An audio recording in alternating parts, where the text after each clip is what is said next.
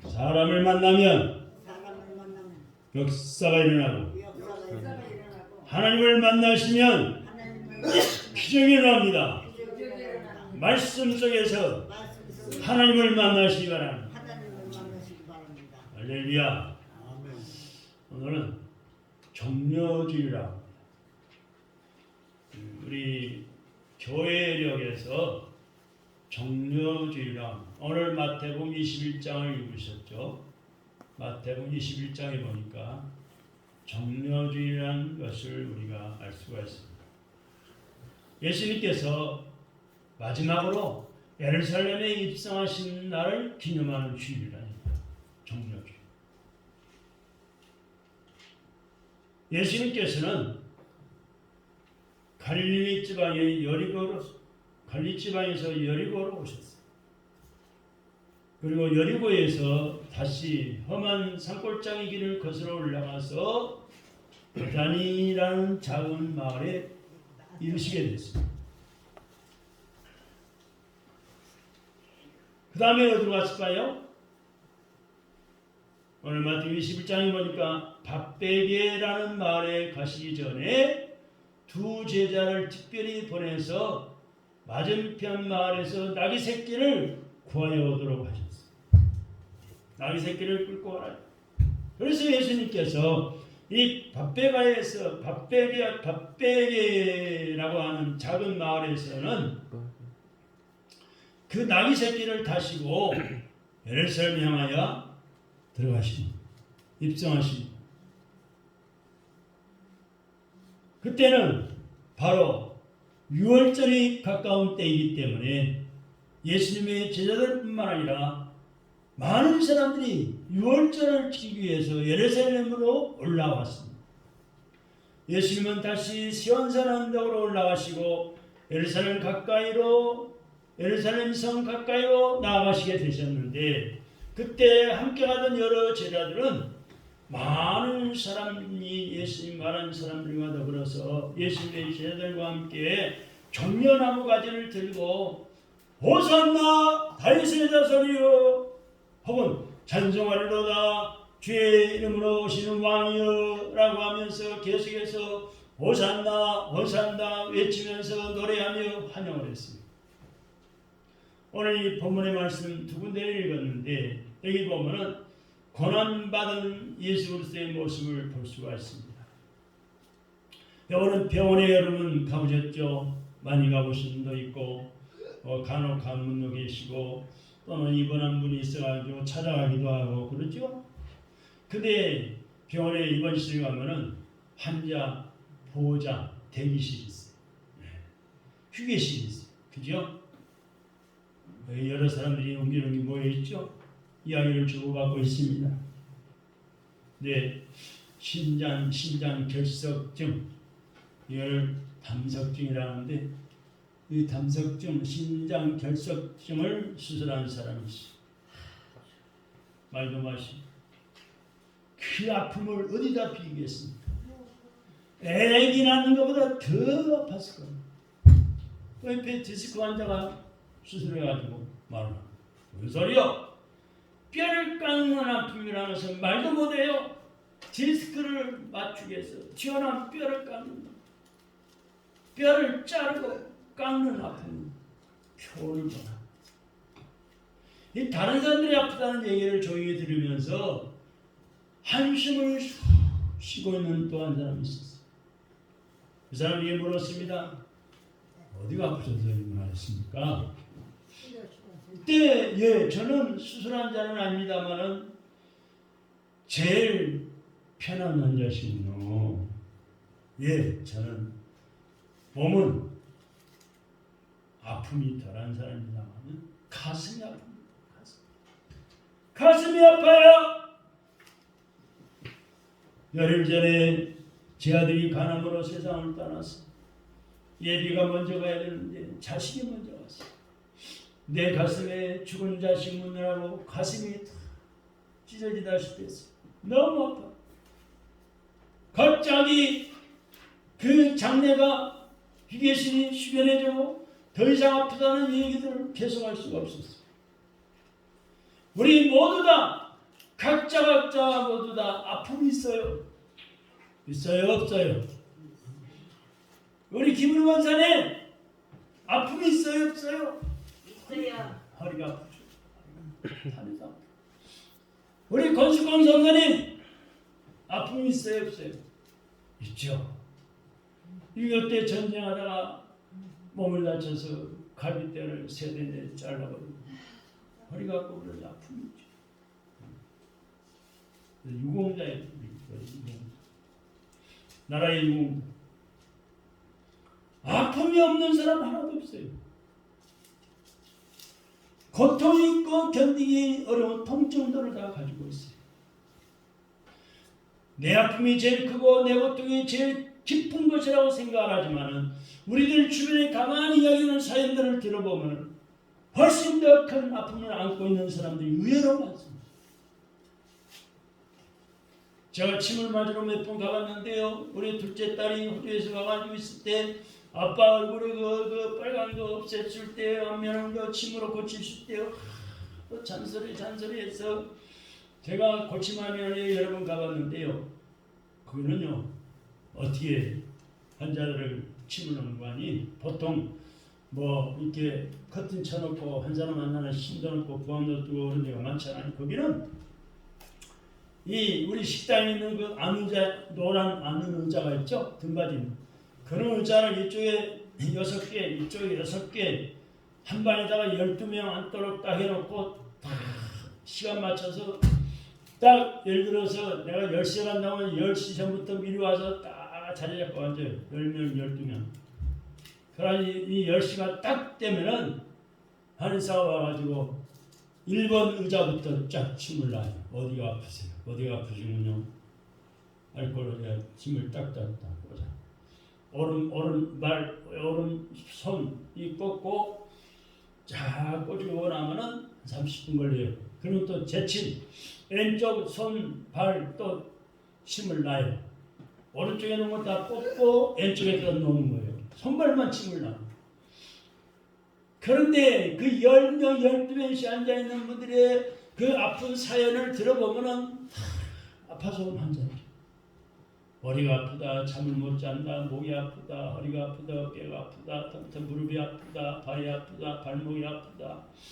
뭐 자우지간 배를 아픈 데가 있어.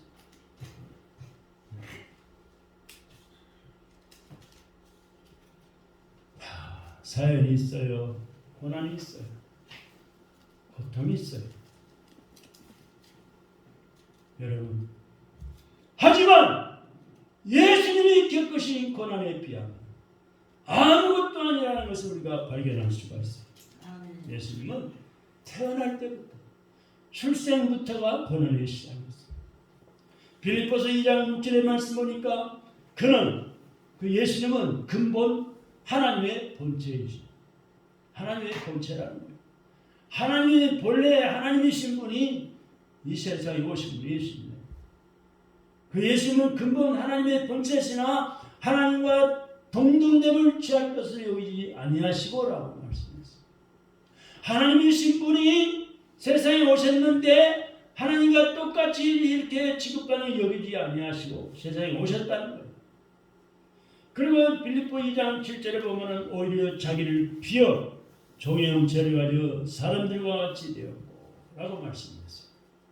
그리고 또 베드로는 빌립보 2장 8절에 보니까 자기를 낮추시고 죽기까지, 어디에 죽기까지? 십자가에 못 박혀 머리에 가시관 쓰시고 옆구리에 창을 찔고 양팔에 손 못 박히고 발에 못 박히기까지 자기를 죽기까지 낮추셨단 말이에요. 복종하셨단 말이에요. 근데 어디에 죽으셨어요? 어디에? 다 같이 십자가에 죽으신 거예요. 십자가에 못에 박혀 돌아가십니다. 본래 하나님이신 이 그리스도가 종의 몸으로 이 땅에 오셨고 낮추신 것만도 고통이 있는데 죽기까지 십자가에 복종하시고 십자가에 피 흘려 죽으셨다는 거예요. 높아지는 것도 어렵지만은 여러분 낮아지는 것은 더 어려운 거예요. 어떻게 생각하세요? 네? 얻는 것도 힘들지만은 포기하는 것은 더 어려운 거예요. 여러분 한번 생각해 보세요. 하루아침에 대통령 자리에서 내려오는 하야를 선언한 대통령이 저 시골의 강원도 산골의 먼 시골의 면소재에 서기로 내려간다면은 아마 전 세계 기자들이 모여들어가지고 매스컴이 막 떠들어댈 거예요. 대통령 각각께서 면서기가 뭡니까? 왜 그랬습니까? 뭘 잘못했습니까? 무슨 죄를 지었습니까? 떠들어댈 거예요. 그러나 지금까지 그런 일은 없어요. 그죠? 그런데 신, 최고의 신, 유일신, 하나님이신 분, 사람이 되신, 인간이 되신 그 하나님이 천대 멸시 다 견디시고 결국은 십자가에 죽으셨다는 것이 오늘 사도 바울의 증거입니다. 오늘 본문의 말씀이 그거예요. 그뿐인가요? 자라나는 과정, 성장도 순탄치 못했습니다. 예수님이 태어났을 때 아들을 다 죽인다는, 예수님도 아들로 태어났으니까 죽이겠다는 그 당시 헤롯 왕의 권력이 있었는데 이 헤롯 왕의 마술을 피해서 애굽 나라로 피난길을 떠나야 했어요. 출생제를 따라 떠나서 다른 나라로 피신을 가야 했어요. 그 후에 유대 땅으로 돌아온 후에도 베들레헴이나 예루살렘에서 자라나지 못하고 120km나 떨어진 갈릴리 지방 나사렛 동네에서 자라났어요. 부모가 가난했던 탓으로 소년 시절부터 아버지를 도와서 노동 일을 해야 했어요. 그러나 예수 그리스도의 고난은 30세가 지나면서부터 본격화되기 시작했습니다. 기득권층의 바리새파 사람들이 목숨을 걸고 반대했어요. 막 죽이려고 그랬어요. 죽이려고 달려들었어요. 그 이유는 예수가 자신이 하나님의 아들이라고 사칭한다. 지가 뭔데 뭐 하나님의 아들이라고 사칭한다. 자기들과 코드가 맞지 않는다는 것이었어요. 하나님이신 예수 그리스도, 하나님의 아들로 이 땅에 오신 예수 그리스도가 자신을 하나님의 아들이라고 부르는 게 여러분 뭐가 잘못입니까? 네? 아들이 하나님을 아버지라고 부르는 게 왜 죽을 죄입니까? 네? 한마디로 예수 반대파들은 막 억지를 부린 거예요. 생떼를 쓴 거예요. 여러분 오늘날 지금도 억지를 부리는 사람들은 쨍떼를 쓰는 사람들 있잖아요. 신앙생활이나 교회생활이 순탄하게 하는 거예요. 교회 성부는 회의를 하면은 남전대회를 여전대회라고 제리계라 무슨 돈 당회를 해보다 보면은 간혹 어쩌다가 쌩떼를 쓰는 사람이 있어요. 세상에 물이 아직 덜 빠져가지고 세상에 여러가지 사받은 스타일이 있어가지고 쌩떼를 쓰면서 회의를 그냥 시끄럽게 만드는 사람 없잖아 있잖아요. 큰 소리를 치면서. 그러나 예수님의 통증 제공자는 밖에 있는 것보다 안에 가까이 있는 것이 더 컸습니다. 어떤 자는 제자들에게 가르치다가 예수님을 어떻게 했어요? 팔아먹었어요. 얼마요? 은 30년 팔아먹었어요. 기막히네. 아니 제자가 스승을 팔다니 말도 안 되잖아요. 그 당시의 관리는 내가 돈을 지불하고 노예를 사면은 그날부터 그 노예는 내 소유가 되는 거예요. 내 것이 되는 거예요. 그래 주인 마음대로 부리고 때리고 죽일 수도 있어요. 자기 것이니까. 인신 매매범이 예수를 팔아 넘겼다든지 노예 삶이 그 짓을 했다면 참 예? 넘길 수가 있었을 겁니다. 그런데 제자가 스승을 팔아갑니다. 가릅니다. 예수님 제자가 예수님 스승을 팔아넘긴 거예요. 그야말로 천년과 인륜을 다 깨버립니다.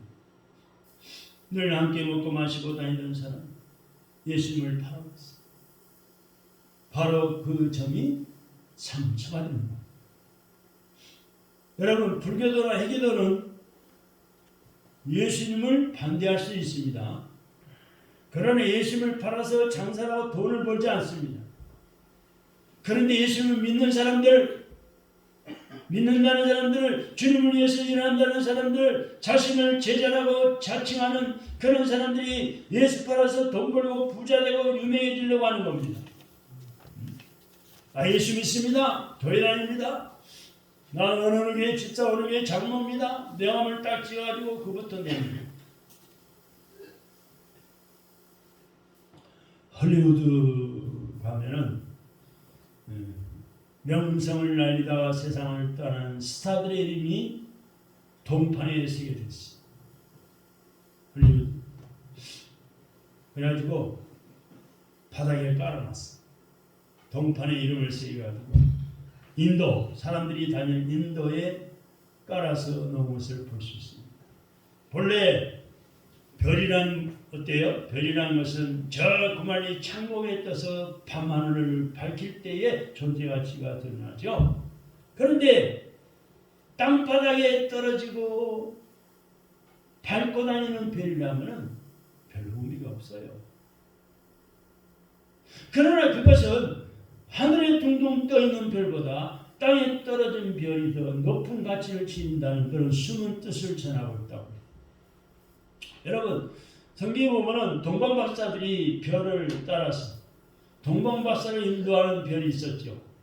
동방박사를 인도하는 별이 베들레헴 땅에 이르자 어떻게 하늘의 땅 별이 멈춘 거예요.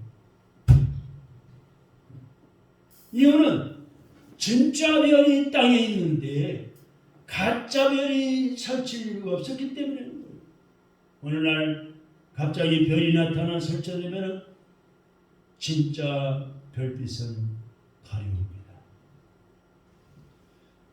내가 그러려면은 내 안에 계신 그 예수님을 찾게 만들. 내가 믿는 예수님을 찾게 해야 돼. 내가 스타가 되려면 어떻게 해야 돼요? 예수님 조명을 어둡게 해야 돼. 내가 박수갈채를 받으려면은 대중의 시선이 눈에 내게로 꽂히게 해야 돼. 내가 부자가 되려면 예수를 팔아야 돼. 해가 떠오르면 소리도 없이 사라지는 별들의 행진을 여러분 바라보시기 바랍니다. 오직 예수님만 스타이십니다.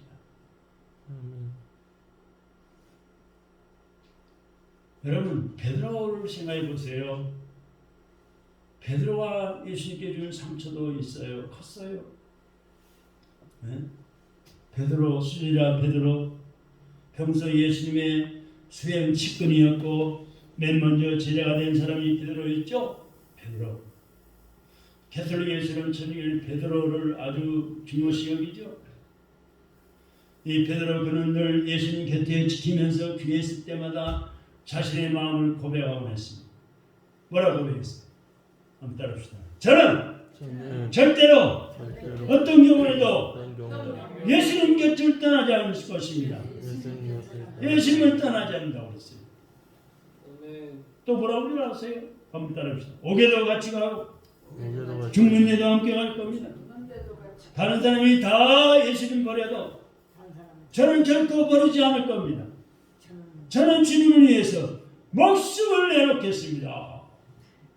이렇게 베드로가 장담했어요. 대단한 장담이죠, 여러분.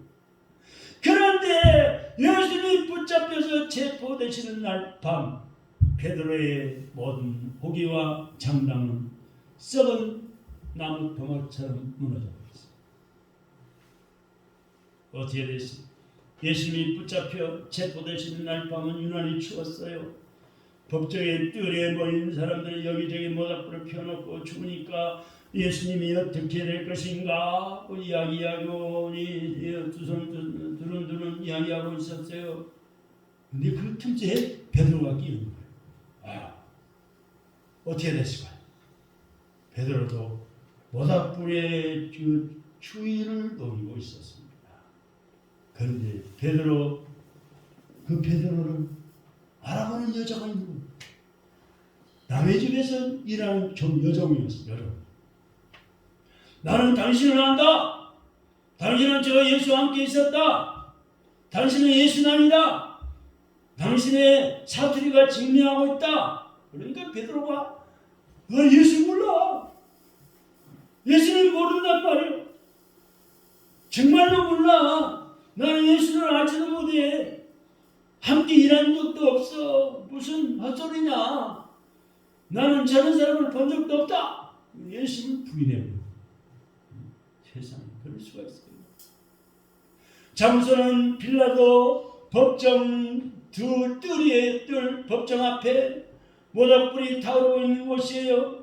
거기서 베드로는 3번이나 예수님을 모른다고 부인하고 저주했어요.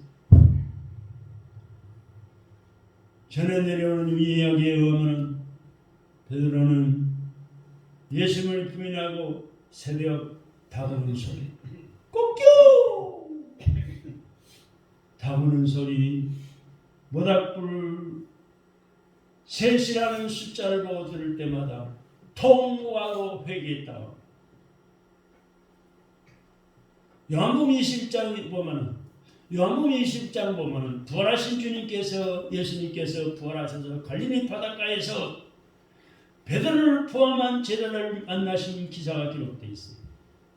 예수님이 모닥불을 펴놓으시고 고기를 잡으러 갔다 돌아온 대화를 시작하시면서 3번 오셨어요. 베드로에게 모닥불 새벽 3번이라는 콤플렉스 아픈 추억이 있습니다. 요한의 아들 시몬아 내가 나를 사랑하라 라는 3번 물음에 베드로는 내가 주님을 사랑하는 줄 주께서 아시나요? 라고 3번 대답했습니다. 이게 뭘까요? 새로운 출발을 위한 결단식이었어요. 과거는 자기가 예수님을 부인하고 모른다고 부인했지만 예수님이 다시 찾아오셨습니다. 새로운 결단을 내가 주님을 사랑하는 줄 주님께서 아시지 않습니까? 예수님께 베드로의 배신과 베드로의 배신 모두 다 큰 상처였어요. 유다의 배신도 큰 상처였어요. 가룟 유다가 배신하고 예수님 바라본 배신, 베드로가 예수를 모른다고 3번이나 부인한 배신, 예수님 얼마나 큰 상처였습니까? 아픔은 그뿐만이 아닙니다. 머리에 가시로 만든 관을 쓰려 꾹꾹 찔러 머리에 피가 흐르죠. 또 손과 발에 양발의 양손에 못 박혀서 피가 흐르죠. 옆구리에 창에 찔려 피가 흐르죠. 역정모에 실패했다든지 살인강도질했다든지 파렴치한 죄를 짓고 십자가에 매달 때 한 말이 없어요. 그러나 예수님은 아무런 잘못도 죄도 흠도 없습니다. 히브리서 7장 26절에 보니까 거룩하고 악이 없고 더러움이 없고 죄인에게서 떠나 계시고 하늘보다 높이 되신 자라고 하늘보다 높이 되신 지라고 말씀하고 있습니다. 히브리서 9장 14절에 보면은 흠없는 자기를 하나님께 드렸다고 그랬어요. 히브리서 9장 26절에 보면은 죄와 상관이 없다라고 말씀을 했어요. 흠도 티도 죄도 없는 예수 그리스도 십자가에 달려서 겪으신 십자가의 고난을 겪을 것이 그 고통과 아픔 어떤 고통에 비빌 수가 있겠습니까? 여러분 옷 지나다가 손가락이 못에 박히면은 얼마나 아파. 망치로 살짝만 건드려도 얼마나 아파. 가시에만 찔려도 얼마나 아파요. 예수님 아예 못이 박혔기 때문에 못이 관 양손에 양발에 못이 박히셨다니까요. 못을 박았어요. 누가복음 23장 44절 이하의 말씀 보면 예수님께서 이제 피와 물을 다 흘리시고 운명하시던 2시간 해가 빛을 잃고 어둠 침침해지고 3시간 동안 온 땅이 어두워져 버렸어요. 성소의 휘장이 찌르렀고 바라보는 사람들은 가슴을 치며 슬퍼했고 예수님을 따르던 사람들도 더 무거워했습니다. 베드로전서 2장 19절로 24절을 보면 예수님의 고난을 가장 가까이서 목격했던 베드로, 이 베드로가 예수님의 고난을 증거하고 있습니다. 베드로전서 2장 19절로 24절까지 보면은 먼저 21절을 보시기 바랍니다. 21절 시작.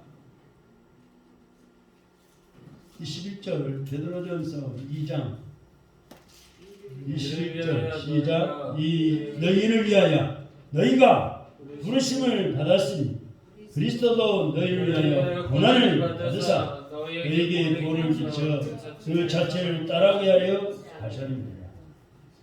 그리스도의 고난은 너희를 위한 것이다. 너희를 위한 것이다. 너희를 위한 고난이다 이거야. 다시 따라해 봅시다. 예수 그리스도의 고난은 나를 위한 고난이다. 나를 위해서 예수님이 고난 대신 받으셨다. 그 다음에 22절입니다. 시작. 그는 죄를 범하지 아니하시고 그 입에 거짓도 없으십니다. 네? 죄도 없고 괴사도 없으셨는데 고난하셨습니다. 그 다음에 23절입니다. 시작. 욕을 당하실 때 맞대어 욕하지 아니하시고 고난을 다하실 때 이어가지 아니하시고 오직 공의로 심판하시는 이게 부탁하시며 23절에 보니까 욕을 받으시되 욕하지 않으시고 고난을 받으시되 이어가지 않으셨다. 그 다음에 24절입니다. 시작. 친히 나무에 달려 그 몸으로 우리 죄를 담당하셨습니다. 이는 우리로 죄에 대하여 죽고 의에 대하여 살게 하려 하심이라. 그가 채찍에 맞음으로 너희는 나음을 얻었나니. 친히 나무에 달려서 그 몸으로 우리 죄를 내 죄를 담당하셨다는 것이 베드로의 증언인 것입니다. 왜 고난당하셨을까요? 누구 때문에? 다 같이 따라합시다. 나를 위해 예수님이 고난당하셨습니다. 나를 위해서 고난당하셨습니다. 골고다 언덕을 십자가를 짊어지고 올라가시면서 고난당하시고 침뱉은다는 고난당하시고 채찍에 맞으시고 고난당하시고 십자가의 무거운 십자가를 짊어지고 또 골고다 언덕 위에서 십자가에 못이 박혀 고난당하시고 가시에 찔려 고난당하시고 머리에 또한 가시에 찔려 옆구리에 창에 찔려 고난당하시고 매달려 고난당하시고 죽으실 때 고난당하시고 무덤에 묻힐 때 고난당하시고 나를 위해서 고난당하시고 왜 십자가에 죽으셨을까요? 내 죄를 대신해 죽으셨다는 거예요. 내가 죽어야 되는데 예수님 대신 죽어주셨다는 거예요. 그때 그 무리들이 예수님 못 박았네. 녹슨 세계의 그 못으로 망치 소리 내 맘을 울리면서 그 피로 내 죄 씻었네. 비웃는 그 무리를 죄의 옷 벗긴 후에 주님 몸 깊이 찔렸네. 기중한 그 보배 피 나를 위해 흘렸네. 그 피로 내 죄 씻었네. 주여 나의 영혼을 받아 주시옵소서. 그때 구원을 이루셨네. 마지막 피 한 방울 나를 위해 흘리셨네. 그 피로 내 죄 씻었네. 아멘. 사랑하는 성도 여러분, 그런데 우리는 어떻게 살아야 합니까? 그 주님의 은혜를 사랑하면서 은혜와 사랑을 보답하면서 살아야 합니다. 배신하고는 절대 안 됩니다. 가룟유다처럼 배신자가 돼서 베드로처럼 배신해도 안 돼요. 그래도 베드로는 회개하고 돌아왔지만 가룟유다는 창자 같은 죽고 말았어요. 우리 주님이 가신 길을 따라가야 고난 없는 영광은 없어요. 예수 믿는 게 고난이에요. 그렇게 생각하면 예수를 잘 믿으려면 고난 당하게 돼 있어요.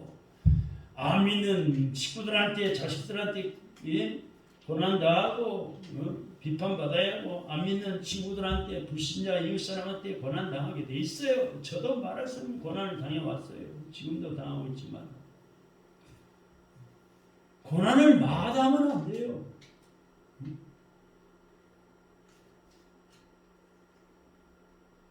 여러분 대통령에 대해서요 아무리 대통령이 잘해도요 고난 당하게 돼 있어요. 누구한테 어느 백성한테 어느 국민한테 어느 정치가한테 어느 권력자 어느 법률가한테 판사한테 당하든 간에 고난을 당하게 돼 있어요. 공산당한테도 고난 당해요. 100점짜리는 없는 거예요. 주님을 위해서라면 손해도 고난도 때로는 굴욕도 견딜 수 있어요. 그래야만이 그 고난이 지난 후에 영광과 축복이 내 것이 되는 거예요. 할렐루야. 지난주일 날 설교한 말씀 있죠. 로마서 8장 28절의 말씀. 네? 여러분 뭐라고 했어요? 로마서 8장 28절 말씀. 하나님을 사랑하는 자, 우리는 다 하나님을 사랑하죠. 하나님의 뜻대로 부르심을 입은 자들에게 우리는 다 하나님의 부르심을 입은 자들이죠. 하나님의 자녀들이죠. 필리신 교회의 일꾼들이죠. 하나님을 사랑하는 자, 하나님의 뜻대로 부르심은 우리 모두에게는 고난이 있을지라도 핍박이 있을지라도 결국에는 나중에는 다 펴져가지고 유익된다는 거예요. 선을 이룬다는 거예요. 할렐루야. 영광을 이루는 날이 옵니다. 축복이 내 것이 되는 날이 옵니다. 고난을 넘어 영광의 새 아침을 바라보시면서 고난을 넘어 승리의 그날을 바라보시면서 고난의 주님을 따라가시다가 승리하시기를 주님의 이름으로 축원합니다. 기도하겠습니다. 하나님 참 감사합니다.